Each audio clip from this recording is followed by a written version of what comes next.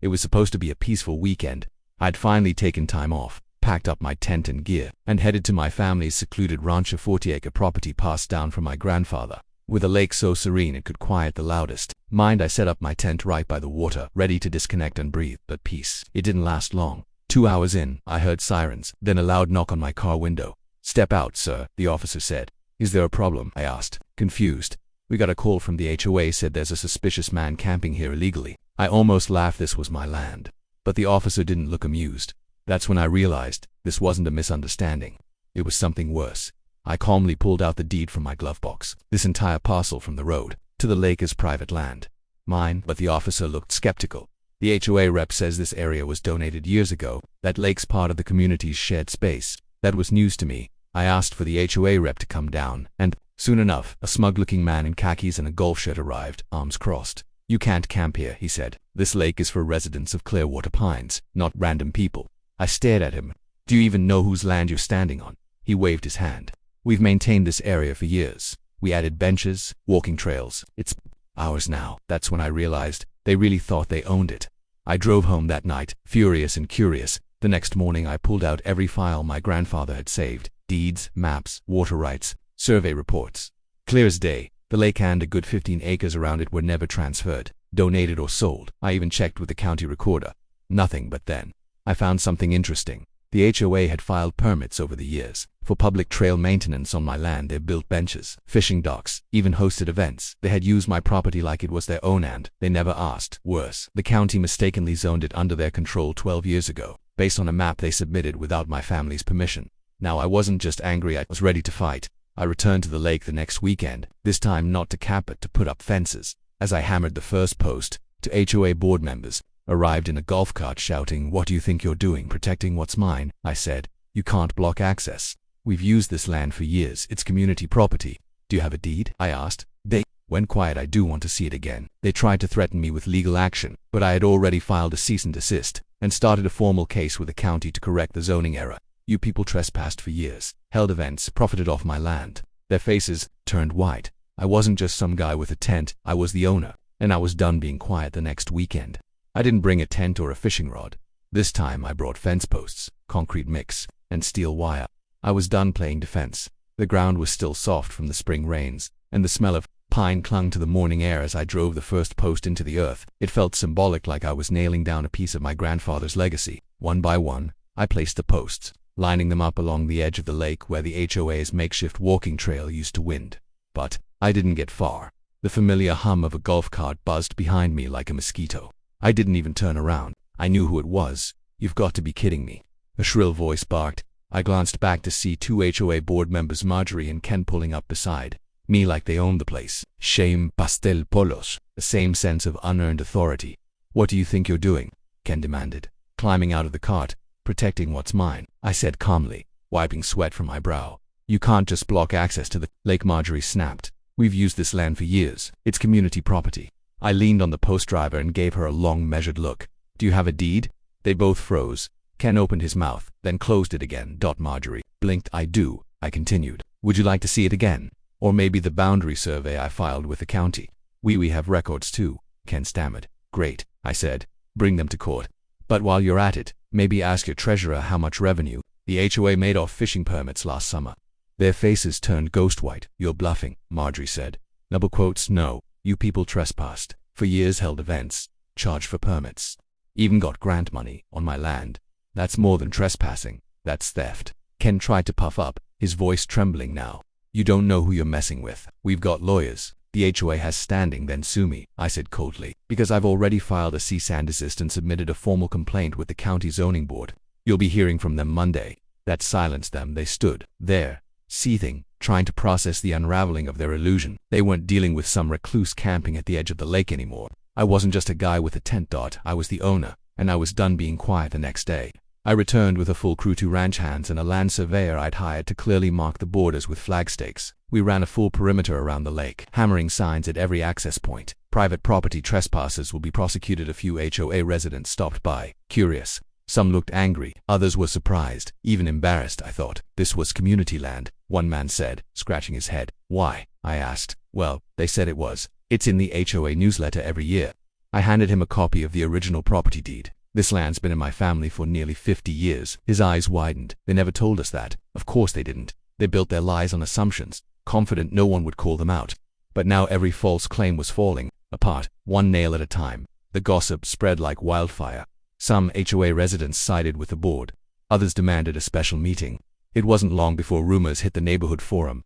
Greater than is the lake not actually public? Why did we pay for permits if it was private property? Where did the grant money really go? The pressure cooker was whistling, and the HOA knew it. By Wednesday, I got a cease and desist letter from their attorney, claiming my fencing was unlawful and violated community access traditions. I pinned the letter to my workshop wall like a trophy they had fired. The first shot, but they were too late. The truth was already working its way through the cracks in their foundation. By Friday, a new challenge emerged. The HOA filed an emergency motion in court, trying to halt further construction. They cited community hardship, historical use, and once again, implied public access. But now, I was ready.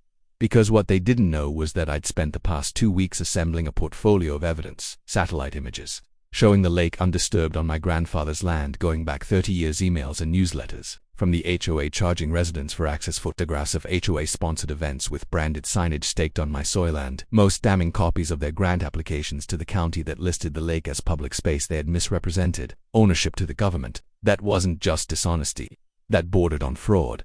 That weekend I returned to the lake one more time, this time not with tools, but with a plaque. Asterisk, I bolted it onto a solid oak post near the water's edge, just below the final no trespassing sign. It read, "Greater than, dedicated to Grandpa Roy, who knew the value of peace and the cost of silence." I stood there for a long time after that, listening. Asterisk, to the water, to the wind brushing the trees, to the stillness that used to belong only to my family, before the HOA tried to claim it like colonizers with clipboards. Asterisk, I wasn't just protecting a piece of land, I was reclaiming dignity, the kind my grandfather built with his hands, and the kind they tried to erase with paperwork and pretense. Asterisk, now the land was mine again, and I had no intention of giving it back the day of the hearing. The courtroom was packed. Asterisk, rows filled with residents from the neighborhoods, some whispering, some glaring. HOA board members sat in pressed suits, huddled together like they were plotting a corporate merger. They hadn't expected me to fight back, and certainly not like this. Asterisk, they'd dragged me to court to stop the fence construction, arguing that the community had enjoyed implied public use of the lake for over a decade. Their position, because they'd accessed the lake freely, because events were held there, because residents were used to it had somehow become theirs. Asterisk, but implied use doesn't equal ownership. Asterisk, and I had proof, a paper trail they never thought I'd dig up. Asterisk, the judge, an older man with a nonsense demeanor, took the bench. "We're here regarding an injunction filed by Clearwater Pines HOA," he said, looking toward their side, seeking to halt further construction of fencing on what they alleged to be community access land. Their lawyer stood. He was confident, polished, the kind of man used to getting his way in small-town court. "Your Honor, we contend that through continuous unopposed use, the Clearwater Pines Homeowners Association and its residents have established a right of access and easement, effectively via implied public use. This lake has served as a communal hub for years." The judge nodded. "Mr. Walker," he said, turning toward me, "do you dispute that?" I stood slowly. Suit, no fancy language. Just the truth in my voice and the weight of my grandfather's legacy on my shoulders. "Yes, Your Honor, I do." My attorney handed over a thick binder to the bailiff, who passed it up to the judge. "Inside," I said, "you'll find the original 1976 property deed belonging to my grandfather Roy Walker. The entire lake and surrounding acreage were legally owned by him and passed to me upon his death. The legal description is clear. The lake has never, in any capacity, been zoned for public use." The judge flipped through the first few pages, humming thoughtfully. "But we're just getting started," I said. Next came map zoning layouts, satellite images, county parcel maps all stamped and notarized. Highlighted borders proved that the land in question, including the lake, sat squarely on private property. Then I dropped the kicker. "Your Honor," I said, "the HOA claims this lake is public, that it's community property.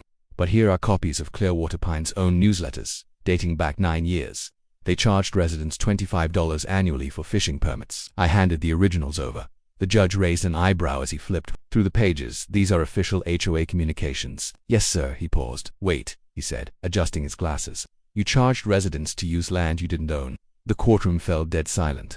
The HOA lawyer stammered, mouth half open. One board member audibly whispered, "Oh God." I let that silence hang. Then, I dropped the bomb. "Your Honor, they didn't just collect fees. They also received 2 separate county beautification grants funding meant for public spaces. Here's the application paperwork they submitted, using my land as justification." My lawyer slid the documents forward. County records, signatures, disbursement receipts. The judge stared at them in disbelief. They claimed this property was public to get county money. He asked, "Yes, sir." Then they used that money to build benches, plant trees, and host HOA events, none of which I ever consented to. A murmur broke out among the crowd. People began shifting in their seats. Residents looked toward the board, members with a mixture of confusion and betrayal. Some took out their phones. Others glared. The judge leaned back, brows furrowed in disbelief.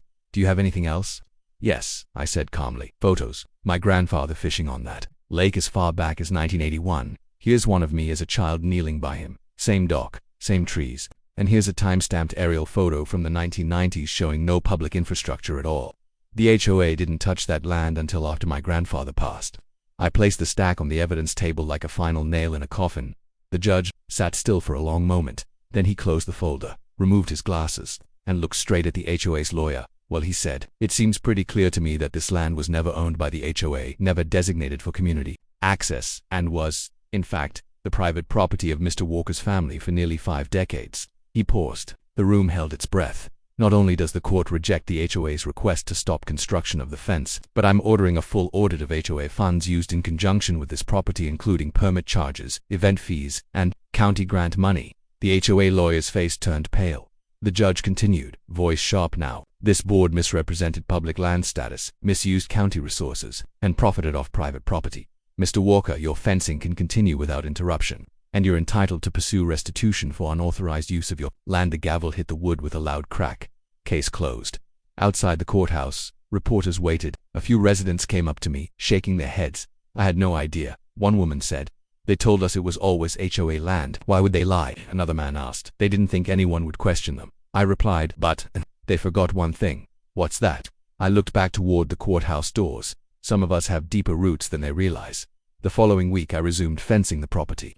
Every post I hammered into the ground felt like justice made tangible. The same board members who once tried to intimidate me with bylaws and fines were now the ones under audit, their reputations unraveling. A letter arrived days later, an official apology from the HOA, buried under legalese and half-hearted contrition. It admitted they'd mistakenly operated under the assumption that the land was communal. Mistakenly, they knew, but now they paid for it. Today there's a new sign by the lake: "Private property, no trespassing. Owner enforces all rights," and beneath it, a plaque dedicated to Grandpa Roy, who knew the value of peace and the cost of silence. I camp here every month now, undisturbed. No cops, no golf carts, just the sound of water. And the knowledge that I took back what was mine and made them regret ever questioning it, because the truth is, sometimes the HOA isn't the authority. Sometimes it's just a trespasser in a polo shirt.